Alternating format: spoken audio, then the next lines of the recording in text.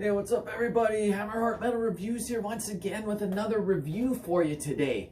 We're going to be talking about the brand new Midnight album, Let There Be Witchery, that was just released today, March 4th. Something I'll talk about first, a little special mention for this review. This is actually kind of a tag team review that I'm doing with another channel, Life Eternal. If you haven't checked out his channel, definitely do yourself a favor and go check it out. I'll put the link down below. I've been watching a bunch of his videos. We've been talking back and forth. He's got really great taste in music, a lot of cool content on there. So we were talking about maybe doing a joint review. So he's going to review it, I'm going to review it. And yeah, so definitely go check out his channel. Tons of cool stuff. He's a really cool guy with some great taste. So shout out to him.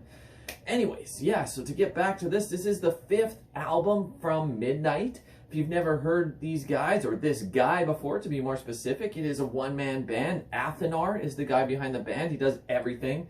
And this is much in the old school vein, like blackened speed metal, black and roll, whatever you want to call it. Very old school sound. He obviously wears his influences on his sleeve.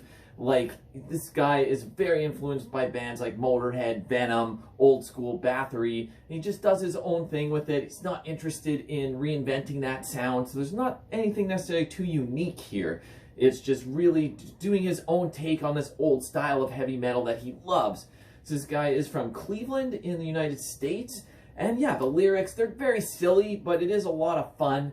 This album is 10 tracks. It's about 35 minutes long, which in my opinion is the perfect length for this type of album. You wouldn't want to listen to like a black and roll, black and speed metal album that's like 90 minutes long. That wouldn't make sense. 35 minutes is perfect for this kind of thing. Excuse me, yeah, like I said, the lyrics are very silly, very sleazy, but that's kind of the fun in this kind of album. This is meant to be played loud. It's very nasty stuff. A lot of the riffs are very like simple in nature, just simple rocking riffs, but you can't help but headbang along to it. The choruses are super catchy. The vocals are more on like the blackened side with that like raspy tone to it, very evil sounding. So even though a song might almost sound like a basic rock and roll song, with that black metal edge in the singing, it really gives it a nasty edge to it. So this album, yeah, it's not necessarily doing anything new that you haven't heard from Midnight before. It's pretty typical of what you would expect from a Midnight album, like repetitive riffs in certain parts, but very enjoyable and just a lot of fun. I feel like a lot of these songs would be really awesome to see him perform live. So anyways, yeah, I'll go through these tracks, all 10 tracks, do a kind of a track-by-track analysis to give this album an overall score out of 10 at the end and just give you my overall thoughts. So, the song kicks off, the opener, Telepathic Nightmare. It has this really like eerie opening guitar riff, and then all of a sudden it kicks in with the vicious vocals and riffs, and it shows you exactly what you're in store for over the course of the record. Perfect example of what the album's all about and just what Midnight is all about. It really adds a nice solo to add to the assault on your eardrums in the song as well. Really known for throwing in some really great solos throughout the songs, and pretty much every song on here has at least one good solo. Some songs even have more. There might be a couple solos throughout, but yeah, the first song does have a nice solo in the second half. It goes into the second song, Frothing Foulness, which is another fast-paced one with some driving riffs and just these really evil, punchy vocals. Just so much power behind the vocals and the riffs on this song. Another one that has a really excellent solo in the second half of the song. The third song, In Sinful Secrecy, starts off with just vocals, isolated, just shouting the name of the song, which is pretty cool, very old school thing to do. And then this one's actually got really nice underlying melody as well throughout the whole song, and even nice lead work throughout the entire thing. It's not just one solo, but like some nice leads thrown in throughout the whole thing with some nice melodies. And this is just a perfect song that has like very old school heavy metal sound. They really capture that old school heavy metal sound so well on this song and on the album as a whole, but this song's just a perfect example of capturing that vibe. The fourth song, Nocturnal Molestation, is definitely one of my favorites on the album. I can't even like say the name of the song without laughing a little bit. It's just so awesome. Knowing Midnight, yeah, you're going to get some funny song titles, but it's what it's all about. It's just really good stuff. This song is just catchy as all hell. You're going to be headbanging and laughing at the same time, but it's awesome. Like, the chorus is so catchy. You listen to it even just a couple times, it's going to stick in your head. Nocturnal, nocturnal, nocturnal, molestation. Just fucking awesome. Like, if you're listening to this on headphones walking down the street, you'll probably be singing it out loud. People give you some weird looks, like, what's this guy singing about? But it's that catchy that you won't be able to help yourself. You'll be singing along to it. Super awesome song. One of my favorites on the album for sure.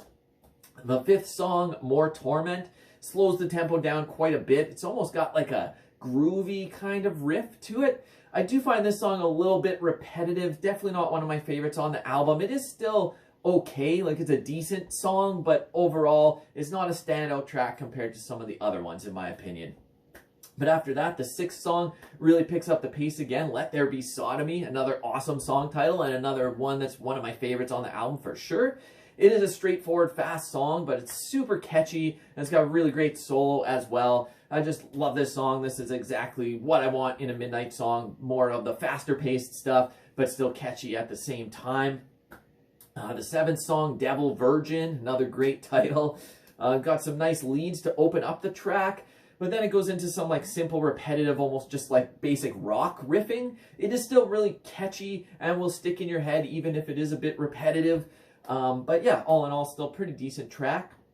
The eighth song, Snake Obsession, is more of a faster paced one. Again, it is the shortest track on the album. It's pretty much just a straight to the point thrasher. Not too much I'll say about this one. It's maybe not as standout as some other tracks, but I still enjoy it. It flies by, and it's an enjoyable song. The ninth song, Villainy, Wretched Villainy. Another pretty straightforward song overall, just like a straight-ahead rocker, mid-paced as opposed to faster-paced. Another one I don't feel is necessarily a standout on the album. It's okay. Like, none of these songs are terrible. Even when I'm saying it's not a standout, it's not like a shit song. It's not just absolute filler. It's just not one that's standing out to me as much as some of the other songs. But then to go to the closing track, which I think is a standout track, Sex Witchery.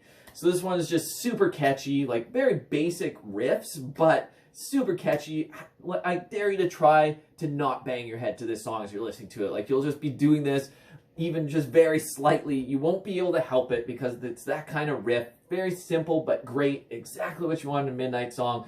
You'll be singing this one too, Sex Witchery. Just so evil and raspy, his vocals. My throat's a little dry, so I'm not even going to try to do it too great. But yeah, all in all, a great closing track. So my thoughts on the album as a whole.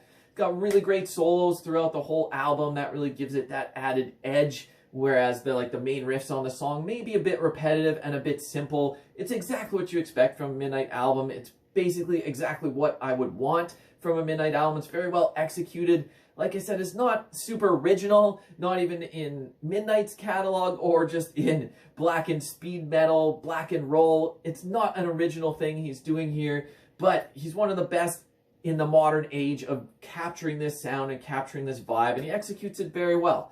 So to score this out of 10, my scale, like anything over 7.5 is pretty solid. Anything over 8 is like something I would strongly recommend. I don't think this is quite at the 8 out of 10 mark, but it is definitely over 7.5. So I'm going to score this very solid 7.6 out of 10, which basically equates to something I very much enjoy, and I do recommend that you go listen to, but it's not something that I would say like, oh, you have to listen to this, it's earth-shattering. No, not by any stretch, but still super enjoyable, very fun album. I will listen to this a lot. I'm sure it will make my albums of the month and, wow, I can't even talk. My best albums of the month list. Might not be near the very top. It's still early in the month, so I'm sure there's going to be a lot of other killer albums that come out, but I'm sure it'll be on there anyways because it is a solid addition for March. So anyways, I've been rambling on way too long here. I'd love to hear your thoughts down below. What did you think of the new Midnight album?